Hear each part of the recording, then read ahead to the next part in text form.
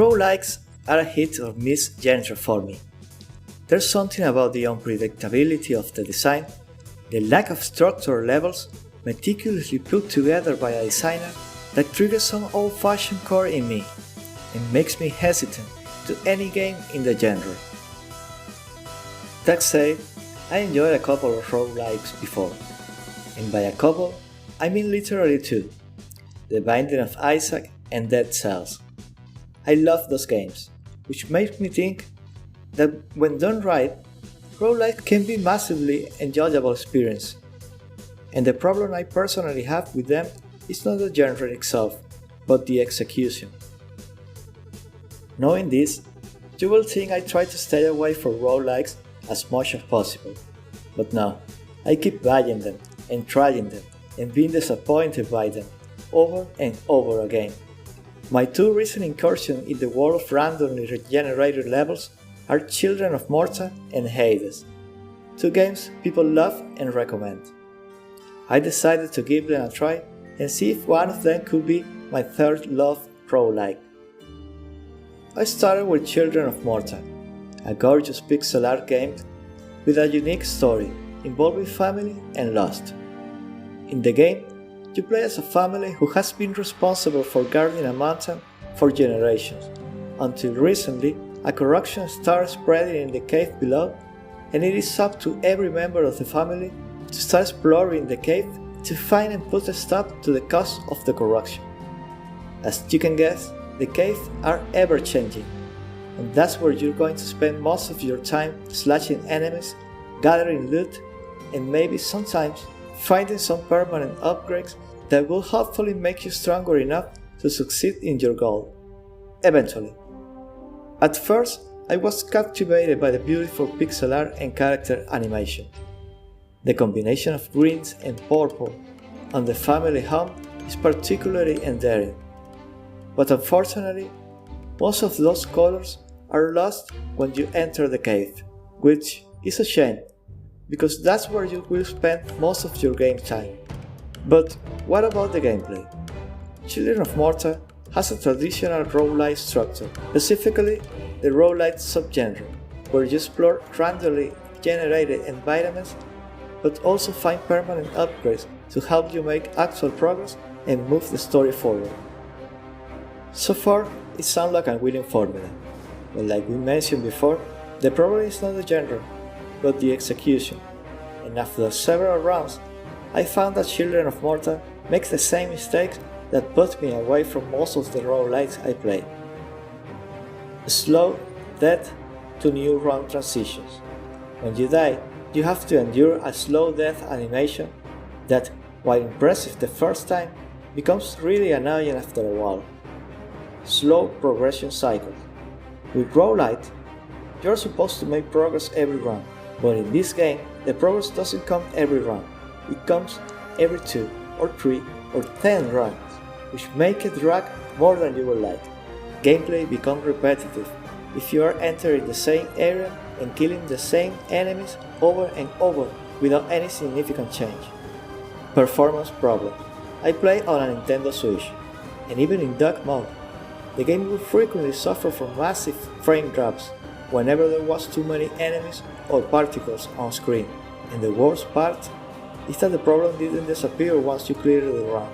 Once the frame rate dropped, it will stay that way until you close the game or get back to your hub. Enter Hades. Hades is the latest game from the acclaimed indie studio Supergiant Games, and it follows the mythological story of Zagreus, son of Hades, who, unhappy with his father Roland, decides to escape the underworld and join the Olympian gods. Except that Hades does everything in his power to stop him. So here's Zagreus doomed to keep dying and trying to escape and dying again. Sounds familiar? Developer Supergiant Games found in this ancient tale the perfect premise for a roguelike game and executed masterfully. Hades is the whole package. The production value packing here is top notch, from the story to the music to the perfect look. Yes, at the surface, you can describe it the same way you would any other roguelike, but the execution is what makes it succeed over the rest. And here's how it does it. Fast death to new run transitions.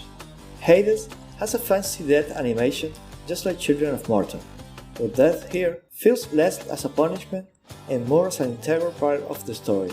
You are having so much fun slashing enemies, dashing, and using your powers that when you die, you're in this state of euphoria that the death animation passes by and you don't even notice. You are quickly brought back to your hub and have a chance to talk with the NPC who always has something new to say, especially Hypno, who will make hilarious remarks about the way you die. Again, always something different and tied to the recent events. Well-balanced progression.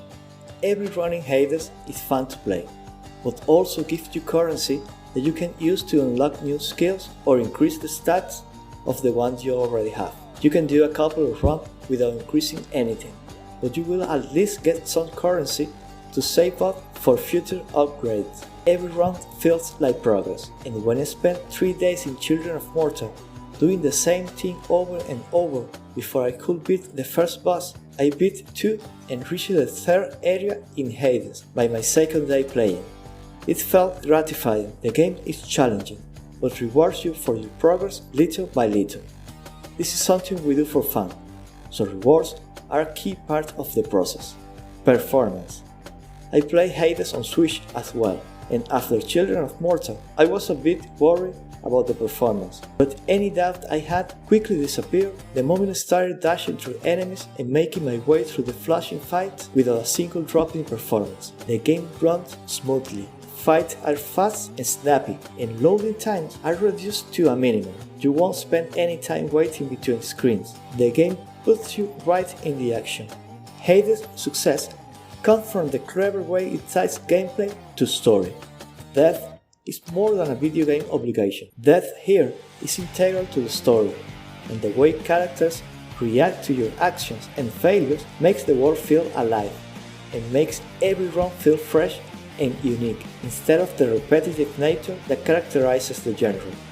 I only been playing the game for around a week, but Hades is one of those games that hooked you right from the start, and shows its merit every second you play. Supergiant Games managed to make a confident effort that exudes quality on every front. Hades, the game, is cocky like its protagonist, but in a way you can't help but admire. I want to discover everything this game has to offer. I want to get to know the characters, see if Cerberus can finally escape, find out what's the deal with the Olympians. Do they really want to help? Is Hades the bad guy here? Does Kelly really enjoy when you beat him? I feel guilty for comparing two awesome indie games in this way. At the end, it's a matter of personal preference, and Hades simply hit the right note of what I liked about this genre. And I'm happy to say it's now one of the only 3 roguelikes I enjoy.